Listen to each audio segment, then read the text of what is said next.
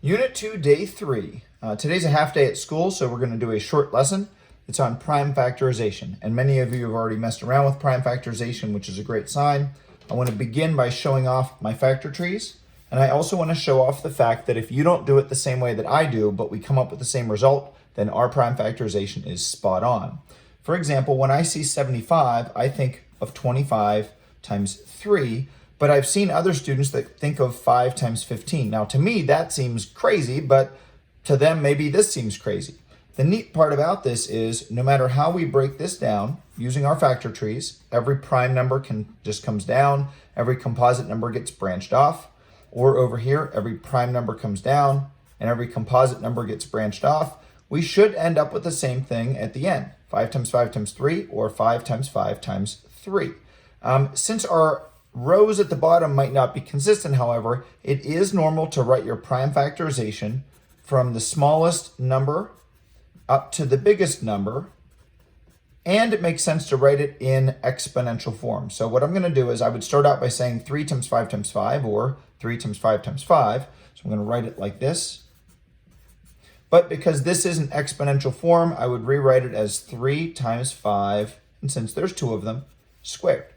And this would be the rewritten version, or the prime factorization of 75. Now, since that seems pretty easy, let's not make this harder than it needs to be. Let's go ahead and look at something that will make life easier. If you know your divisibility rules, and these are not all of them, but they're 4 of the most common ones, they will make life much simpler. I'm going to start with what I think is the easiest one. Any number that ends in a 10, or sorry, ends in a 0, ends in a 0. If I find a number that ends in a 0, I immediately divide it by 10. For example, if I have 850, I branch that off before I even do anything else. I immediately branch it off as 85 by 10, and then I start working my way down from there. 85 would branch off, and so would 10. Similar, if I'm looking for a divisibility rule by 5, it ends in a 0. However, if it ends in a 0, it's divisible by 10, so you should do it this way. Or it ends in a 5.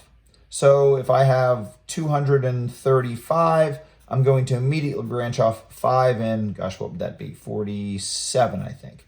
And now we're going to go ahead and see if 5 and 47 branch off. Turns out, since I'm going to finish this, 5 and 47 are both prime, so 5 times 47 would be your answer, right?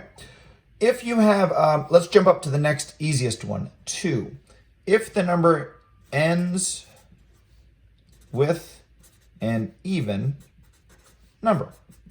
So it doesn't matter how big or small it is. Let's pick a number like 326. I'm challenging myself here on the fly.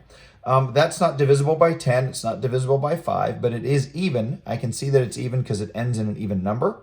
I can branch this off right away with 2. And then if I'm not sure what to do, especially without a calculator, off to the side, I do a little division by 2. That's easy enough. I get this, I subtract, I get a 12. That's a 6. I subtract and bring the 6 down, and then I get myself 163. And that brings me to my last piece. So 163 may or may not branch off. That would be something we'd have to explore. My gut reaction is 163 looks like it's prime. I'm not willing to say that on video and claim it's prime without doing a little bit more work. But for now, let's move on to our last divisibility rule, the 3. The sum of the digits is divisible by 3. Now, once again, if I reverse course and I talk about this 163, that's going to haunt me because I'm not sure if 163 is in fact prime or not. I'm leaning towards prime, but I would want to do a little bit more work with that first.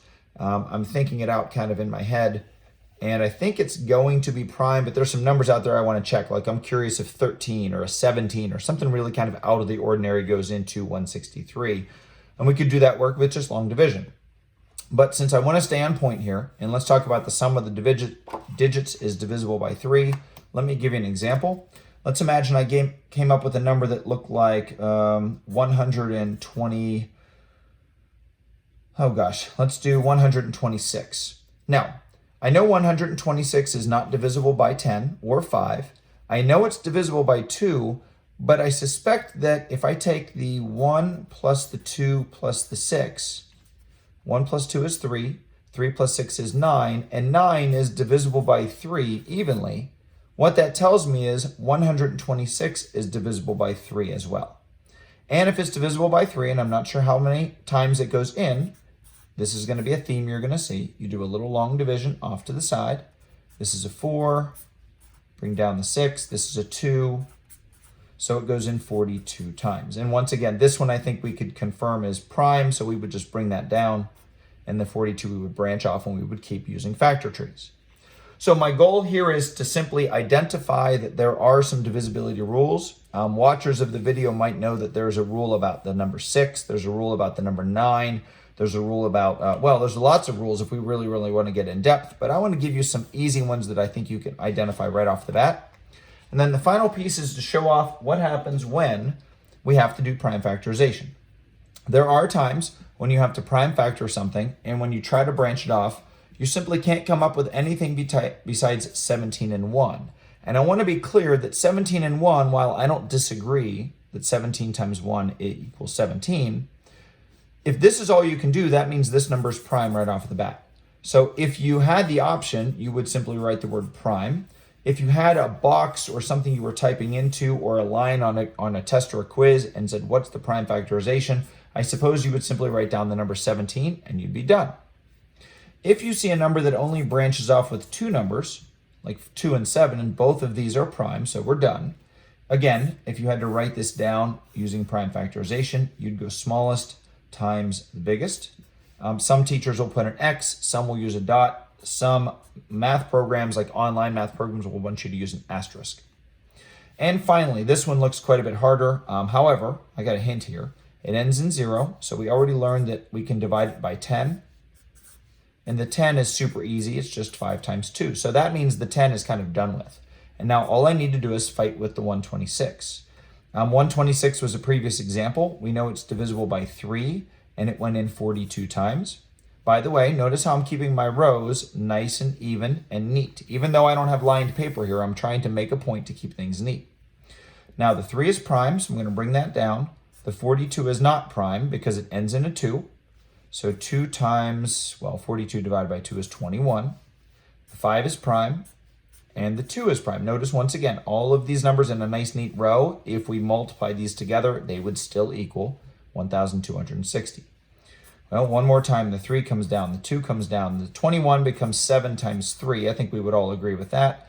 The 5 comes down, and the 2 comes down. One more time, the row is nice and neat. However, now you'll notice that each of these numbers is prime, and that's why we call it a prime factorization. So now we're going to finish this out from smallest to biggest. I have 2 times 2, but I have 2 of those, so 2 to the second power. Next, I have the 3's. We'll switch colors here. I have a 3 and a 3, so 3 squared, asterisk. I'm going to toggle over to what looks like pink now. The next smallest number is the number 5, and the 5 is only written once. You could put a 1 up here, but there's no real reason to do that here.